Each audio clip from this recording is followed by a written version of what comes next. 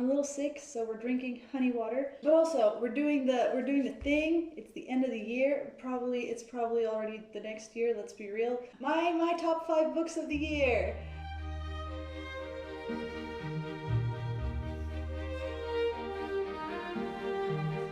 I'm doing a top 5 because I feel like my top 5 is pretty solid as like books that I really, really, really just adored, like was a little obsessed with.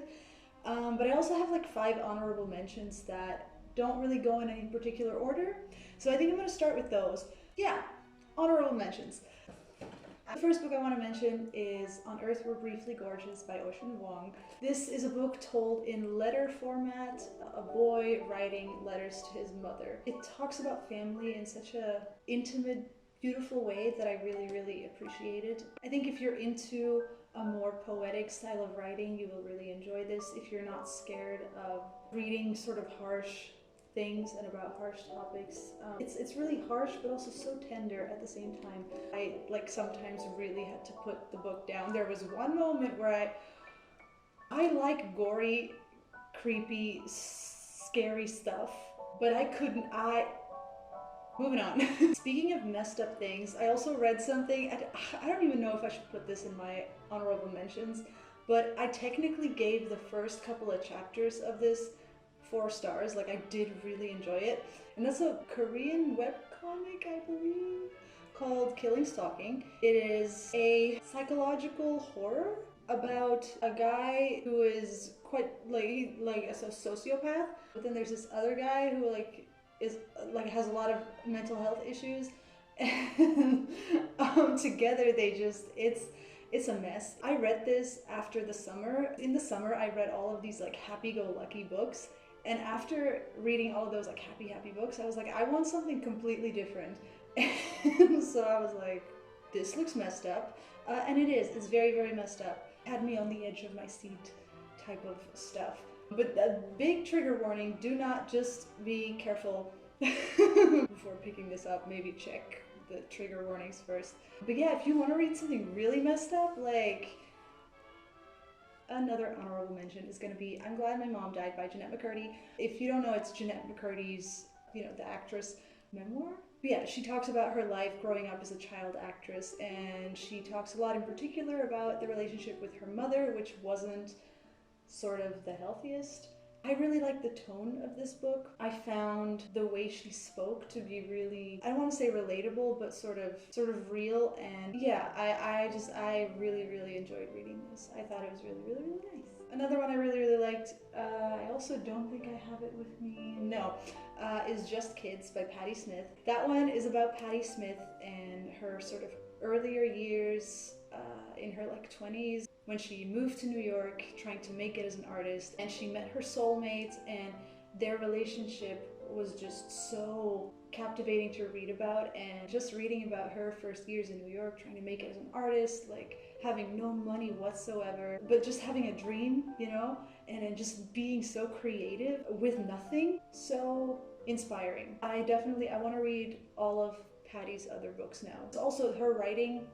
And the last honorable mention I want to briefly talk about is In Praise of Shadows by Junichiro Tanizaki. This is quite a short little book, very beautiful as well, in which he talks about beauty, I suppose, and in particular Japan's idea of beauty juxtaposed to the way the West views beauty. It's a bunch of essays, really. I really like the way it's written. It's all very simple, very beautiful, a little bit philosophical. I don't know, I just find it really fascinating, and I thought this was like worded really, really well. So yeah. And then now, for my top 5, let's get into it. Coming in at number 5, we have The Secret History by Donna Tartt. It's a very Greek idea, and a very profound one. Beauty is terror. Whatever we call beautiful, we quiver before it. And what could be more terrifying and beautiful to souls like the Greek or our own than to lose control completely? It tells the story of a group of elite college students who commit a murder. It's about the lead up to the murder and the total chaos that erupts afterwards. It is the mother of the dark academia genre. It talks about social class manipulation and the keeping up of appearances, as well as envy, guilt, morality, and like destructive obsession. This book, while being really, really thick, gripped me from start to finish. I loved the way it made me think, and it still makes me think when I think of this book. Like, it's very thought-provoking. I also loved the characters. All of the characters were so real to me. They were all so terrible, but like, I loved reading about them and their juicy, juicy drama. I particularly liked the themes of sort of the mix of beauty and terror coming together. I love the themes of the obsession and sort of the extremities that people will go to reach their goal. The way people are just never what you think they are. And I don't know, I just thought this was psychologically super, super fascinating.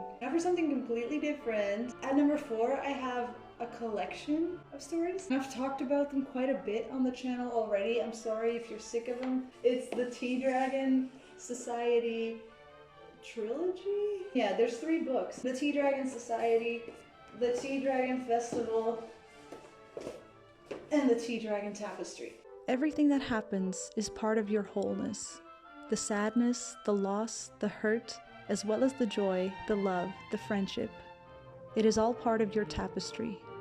These books take place in a fantasy world in which there are tea dragons, and the tea dragons have little berries and herbs that grow on them, and you can make tea from them. And if you drink the tea, you can see a memory of the owner of the dragon. Basically, these books follow a series of characters whose lives sort of intertwine with the lives of the 2 owners of a tea shop. They learn about tea making, but also just like they just have cozy little adventures. It covers themes such as finding your passion and self-love and friendship and growing up and kindness, and overall it's just like a very, very comforting read. They are graphic novels and the art style is really, really beautiful. It's a middle grade series, so don't expect something super, super complex, but like sometimes you don't need complex. Sometimes you just want comfort, and that's what these books are. And I think they are good for children, but also for adults. I think they're really, really lovely. Now let's go back to the messed up side of things. The Cruel Prince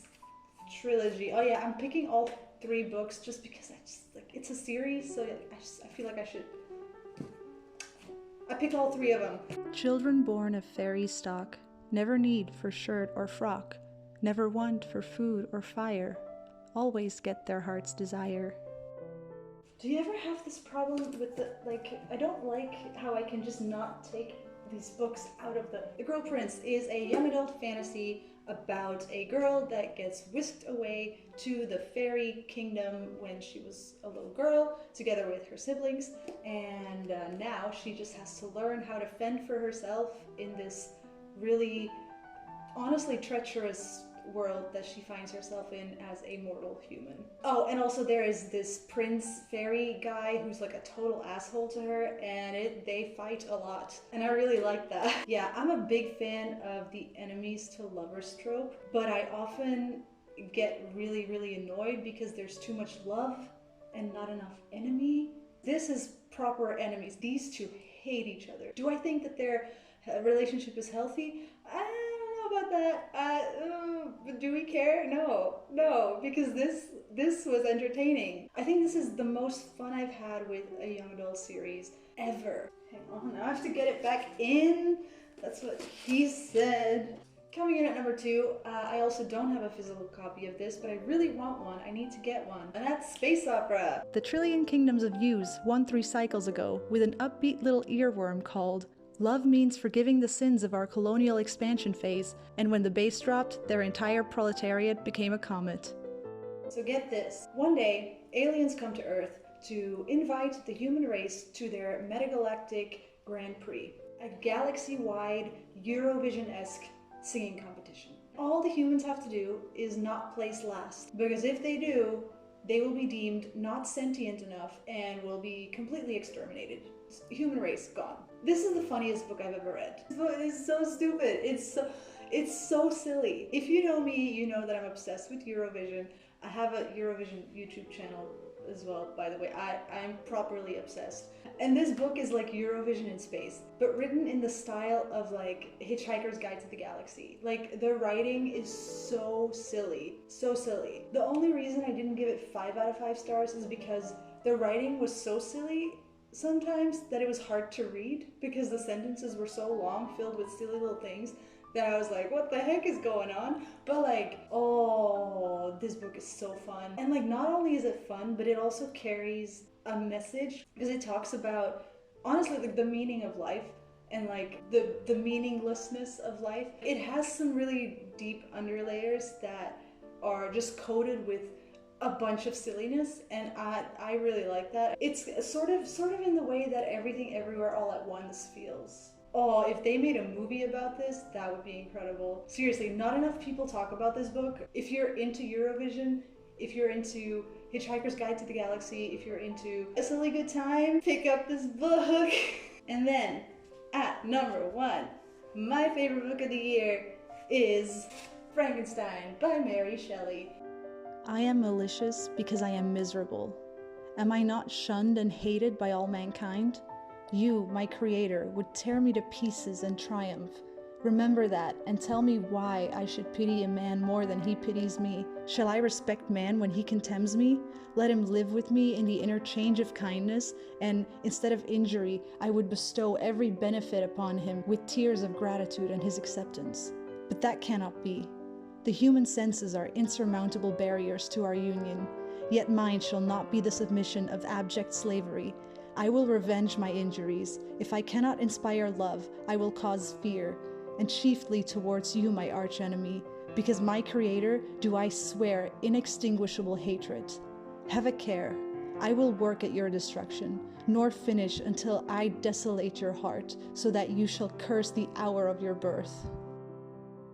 I know this book wasn't written this year. Most of the books on this list are not written in 2023.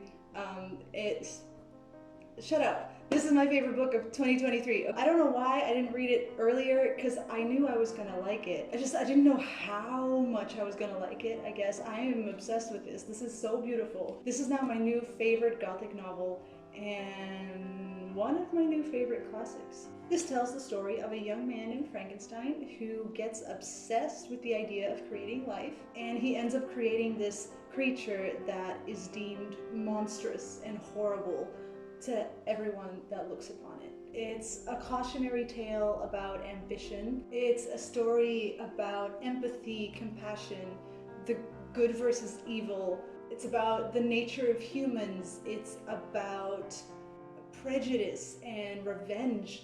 It is so many things. This book is so many things. I was just so surprised at how universal and relatable and thought-provoking this book is, and as it must have been back in the day. It was written in like 1816 or something, but it's so relevant today. It made me think so much, and it made me so angry and upset at times. It made me cry. I have so many feelings about this book. Aside from that, also the prose is absolutely stunning. It's so romantic and gut-wrenching, but somehow it never feels heavy like some classics can do. It also feels quite fast-paced for a Gothic classic. Like, I was so eager to find out what was going to be on the next page constantly. I was so hooked. There is not a single boring page in this book. All the characters just came alive on the page, and I loved all of them, even though they were frustrating sometimes. Honestly, I don't know how Mary Shelley did it. She was like a teenager when she wrote this. Like, how is she so eloquent, so intelligent, so emotionally intelligent? How did she? I want to befriend her. Honestly, this is really inspiring. I think my neighbor is like sawing something or drilling something. Girl, I don't even know. So we're doing a little ASMR bit of the video so that you can't hear. Yeah, they're really going at it. I don't care. Those are my favorite books of the year. I had a pretty good reading year. I read more than my goal this year, so I'm very, very happy about that. I'm already halfway through 2 books right now. for the new year, but I'm not going to tell you which ones. I think that'll be for a next video, because this video probably has gone on for long enough. Yeah. Cool. That's going to be it for me today. I hope you have a lovely, lovely 2024, I guess. Yeah. And yeah, I'll see you in the next video. Bye.